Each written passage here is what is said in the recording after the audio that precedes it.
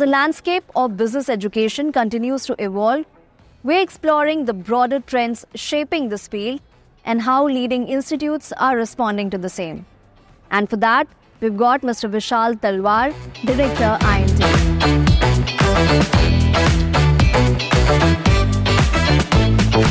First things first, how do you see business schools responding to the demands of leadership?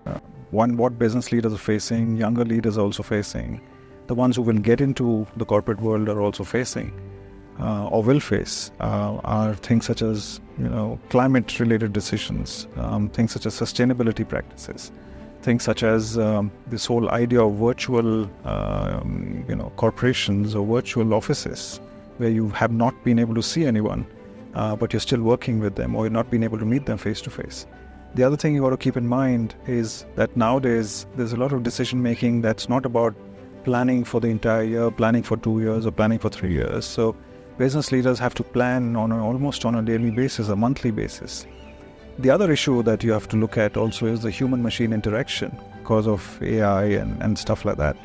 So the business leaders who are getting into the corporate world now are, getting into a very, very different environment, which will test them to their limits. You talked about virtual. Now that's something that has been happening for a while now, but got accelerated during the pandemic. Let's also talk about the post-pandemic world. How are the MBA programs structured now? Have they factored in any of the changes that happened because of the pandemic? We are an ACSB accredited institution, IMT Ghaziabad, and it's been for the last 8 years. It's an American accreditation. It's a gold standard in terms of business schools all over the world. The way they define what's happening in the world right now, it's not just about somebody coming in from the undergrad and actually moving into their MBA program, but a lot of people who are more experienced. At the same time, it is about interconnectedness. What does that mean? There's a lot more focus on what I would call as practitioner involvement, industry involvement. At the same time, it is also about interdisciplinary approaches. You might have to fuse in things from the liberal arts domain. You might have to fuse in things from the technology domain. You might have to fuse in things, let's say, from the law domain, right? There's so much that is at stake for a business leader now that, a lot more of accountability has to be taken by the business schools to be able to build in the interdisciplinary approach that we keep talking about.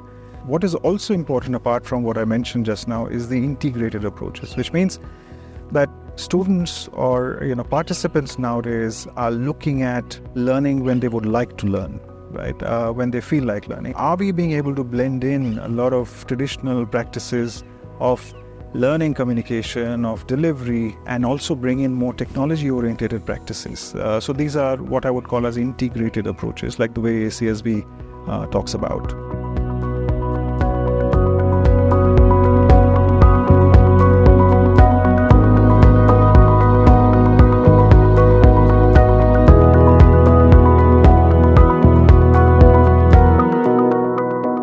So how does India's management program compare to the global standards? This whole ethos of management education is very strong and quite old from an Indian perspective.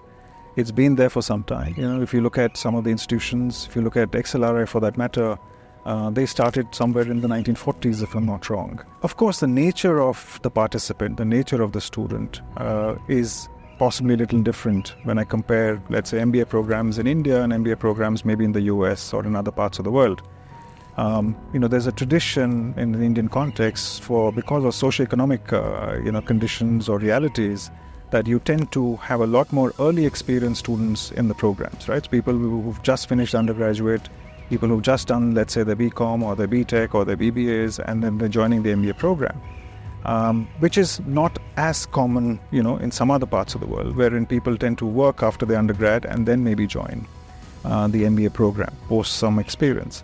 Having said that, that is obviously changing.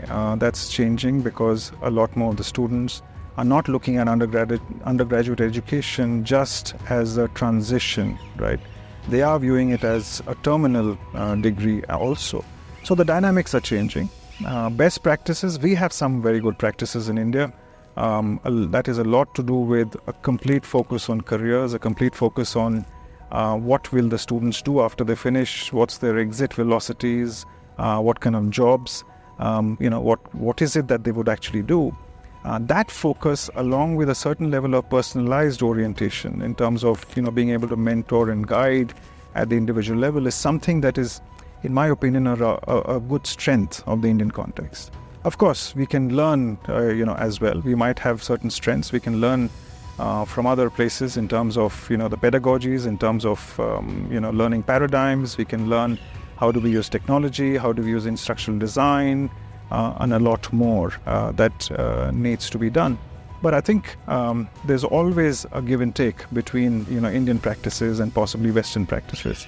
And I believe that now we're getting stronger as well. Indian management educators, Indian management schools, for research reasons, for teaching reasons, have been venturing out globally. And that's something that is now showing, let's say, in the rankings, for example. And that's where international collaborations come into the picture?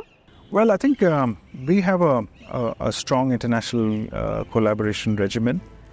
We have almost 55 international collaborators that we work with.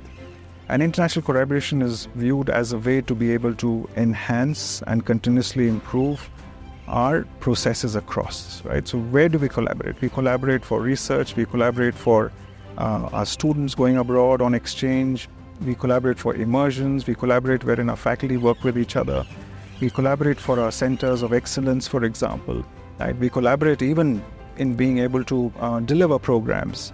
Let's say, for example, we have programs right now, wherein we have a lot more collaboration. We collaborate wherein a lot of our faculty, let's say in a dual country program, come in from different parts of the world. And, this is how we look at international exchange or international collaborations. It has to be able to mean something to us, right? So you might have blanket agreements, you might have blanket arrangements, but our idea is that, there are specific institutions in different parts of the world and they can help us reach our goal, a certain kind of an objective, and that's what we work towards. Approaching it from the learner's perspective, what metrics are most important in the rankings of global business schools? I think a lot of the international rankings look at alumni progression as a very, very important parameter. Alumni progression over a period of time. They look at possibly the weighted salary that they received once they graduated from the business school. They look at what have they been doing after that, how they have, let's say, got promoted. And at the same time, they also look at career satisfaction. They look at aims and aspirations. More than 50% is the alumni progression. But equally important are what I believe are progressive metrics. Progressive metrics such as the gender diversity, the metrics such as carbon footprint, metrics such as, net zero, metrics such as what number of international students or faculty exist at the institution, how many women are on the board of the institution. So these are all what I believe are progressive metrics. Both become fundamentally important when you are looking at wanting to become more globally recognized. And it's no wonder that a lot of the Indian business schools have been in the last few years working on these elements. And now, I'm not surprised that almost 10, 12, 13 Indian business schools find themselves, let's say, in the Financial Times Masters, in management ranking, including IMT Ghaziabad.